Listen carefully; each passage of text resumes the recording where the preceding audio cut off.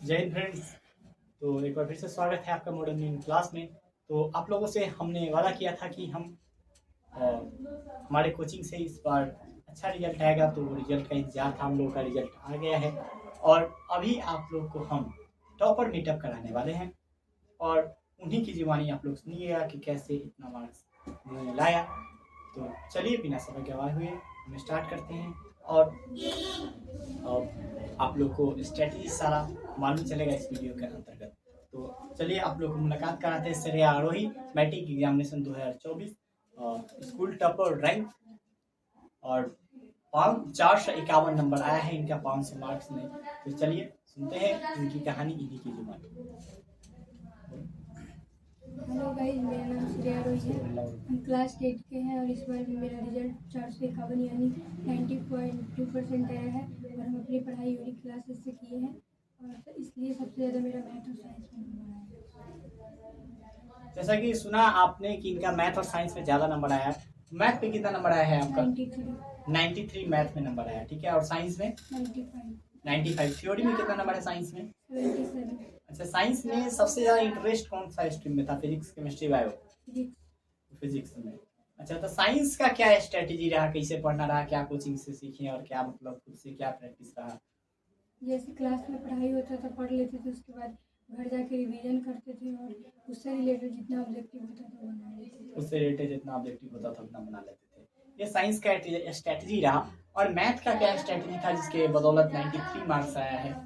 Math में भी जो पढ़ाई होता था जाकर उससे रिलेटेड सारे क्वेश्चन को सॉल्व करते थे ऑब्जेक्टिव, और लास्ट में जब 6 महीने या 4 महीने बाकी थे उसमें बहुत सारा प्रैक्टिस करते थे। प्रैक्टिस सेट, हाँ मैथ तो प्रैक्टिस का चीज़ है, जैसा कि उन्होंने बताया कि खूब सारा प्रैक्टिस सेट किए। लगभग कितना प्रैक्टिस सेट आप लोग आपने मैथ के लिए किया था?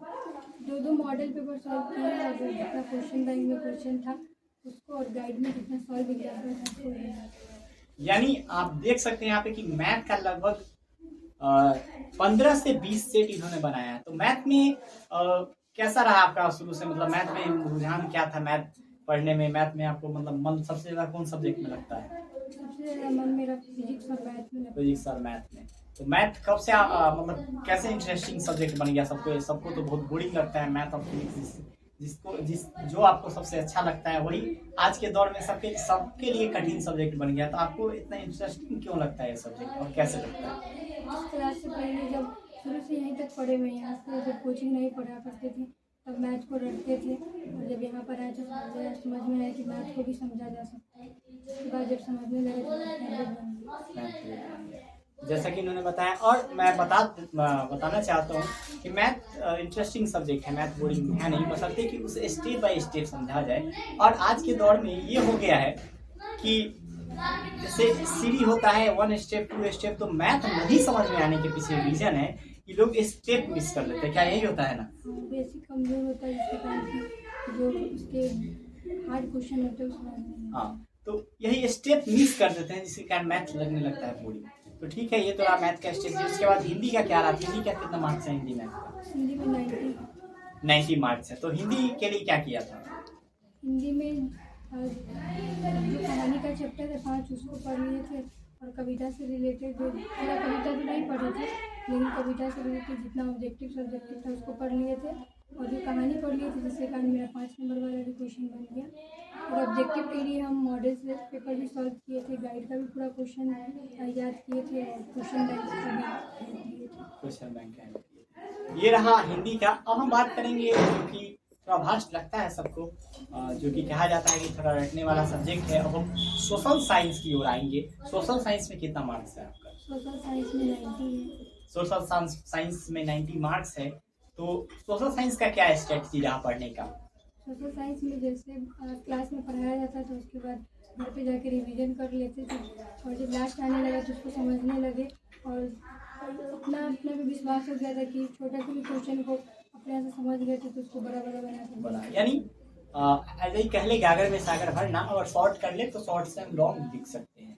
अब बच गया संस्कृत का। तो संस्कृत के लिए, संस्कृत में कितना मार्क्स है आपका? 83। 83 कैसे अचीव किया, कैसे रहा, क्या स्ट्रेटजी रहा उसका?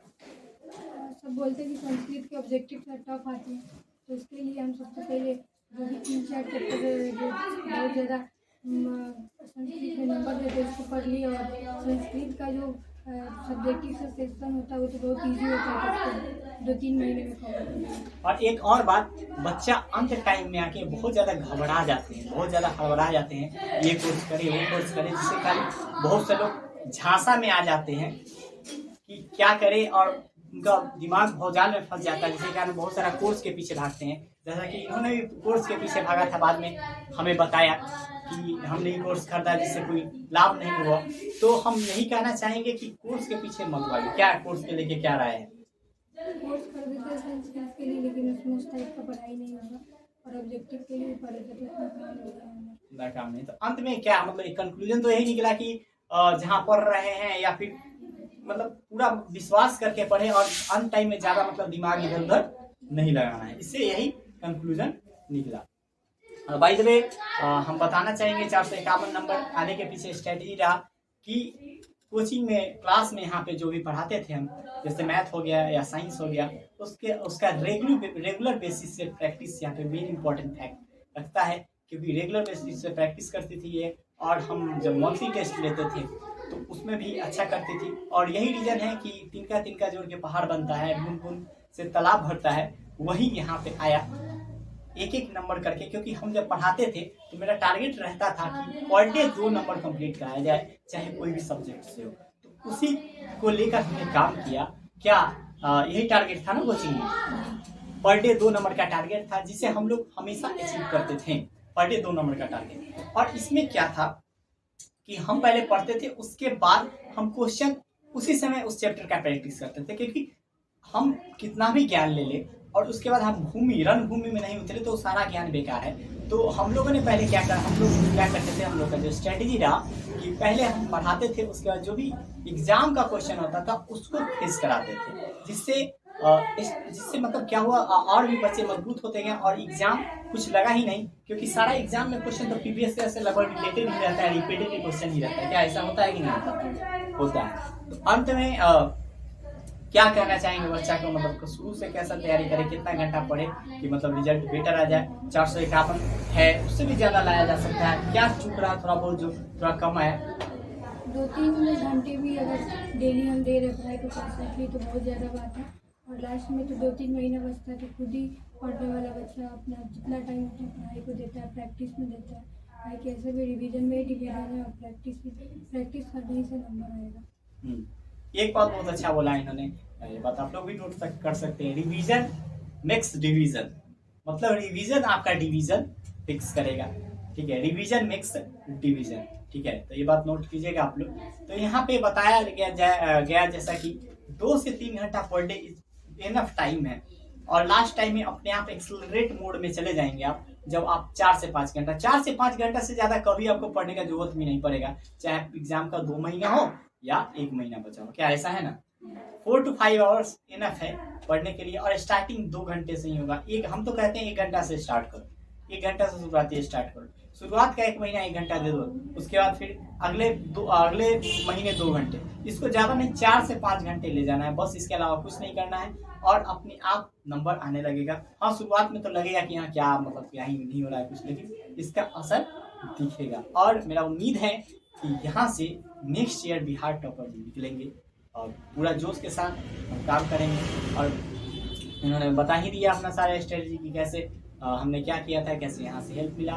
तो आप लोग भी पढ़ना चाहते हैं तो इस पर न्यू मोड में हम लेके आए हैं पूरा फ्री में, पूरा 10th क्लास का पूरा कोर्स फ्री में हम लोग इस बार लॉन्च करने वाले हैं। और मिशन बिहार टॉपर इस बार रखने वाले हैं। तो ठीक है, और इसी शुभकामनाएं के साथ हम जो भी 2025 के स्प्रिंट है उन्हें बेस्ट ऑफ लक करना चाहते हैं। और आप अपना तैयारी करना चाहते हैं तो मॉडर्न यूनिक क्लास के साथ जुड़े, क्योंकि यहाँ पे सारा कोर्स पूरा फ्री होने वाला है। ऑफलाइन तो चलता ही है, कुछ बच्चों का डिमांड था कि ऑनलाइन भी किया जाए, तो इस बार ऑनलाइन पूरा फ्री में रखा गया है। तो ठीक है, आप लोग भी जुड़िए।